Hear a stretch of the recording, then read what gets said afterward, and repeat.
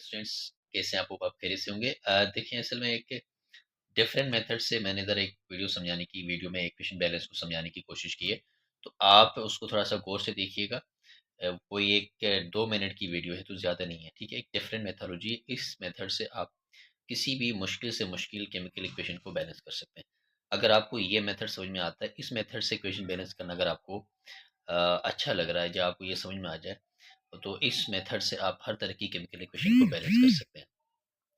तो उसके लिए आपने क्या करना है, आपने कमेंट्स करें, कमेंट सेक्शन के अंदर आप कमेंट करें और आप बताएं कि इस मेथड से अगर आपको और भी बहुत सारी केमिकल इक्वेशन बैलेंस करनी है, तो आप मुझे व्हाट्सएप नंबर भी कर सकते हैं जो ऊपर स्क्रीन में चल रहा है, या उसके अलावा आप मुझे कमेंट में भी बता सकते हैं, ठीक है?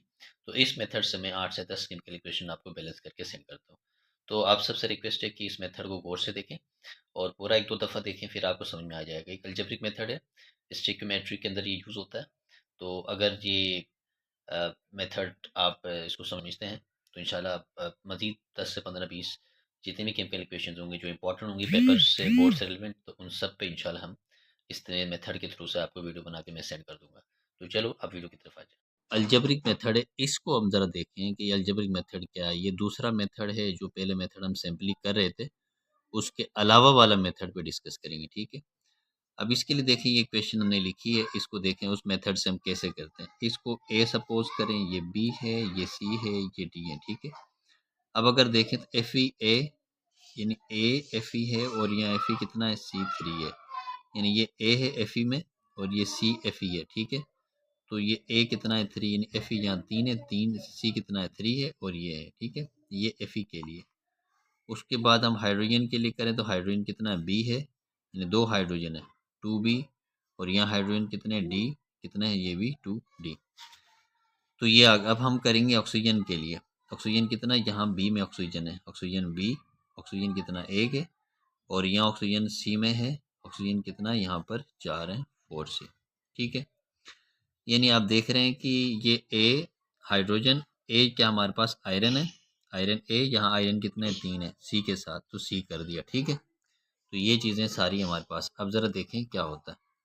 अब हम किसी एक चीज़ को लेट करेंगे 1 के, जैसे मैं यहाँ पर कर रहा हूँ सी को 1 के बराबर रख रहा हूँ।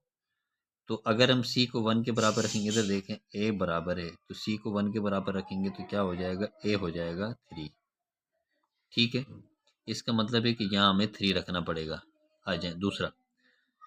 अच्छा, यहाँ अगर रखें तो बी कितना हो जाएगा, 4 हो जाएगा। अब आप देखें कि ये बी और डी आपस में बराबर थे, अगर बी 4 है तो डी भी कितना हो जाएगा, 4 हो जाएगा, ठीक है? अब इन चीज़ों को देखते हुए इस इक्वेशन को मैं दोबारा से देखता हूँ। इक्वेशन क्या थी, जैसे एफ ई H2O, Fe3O4 और हाइड्रोजन, ऐसे ही था। अब ए कितना, ये वाला, ये ए है, ए में कितना रखा हमने, 3 रखा। बी में कितना हमारे पास 4, सी में कितना हमारे पास 1, डी में कितना हमारे पास 4, ठीक है? तो इस तरह से इस इक्वेशन को हमने क्या कर दिया जी, इसे बैलेंस कर दिया। तो इस तरह से इस इक्वेशन को क्या करना है, आपने दोबारा से पूरा बैलेंस करना है, ठीक है? तो इसको ज़रा आप देखें थोड़ा सा।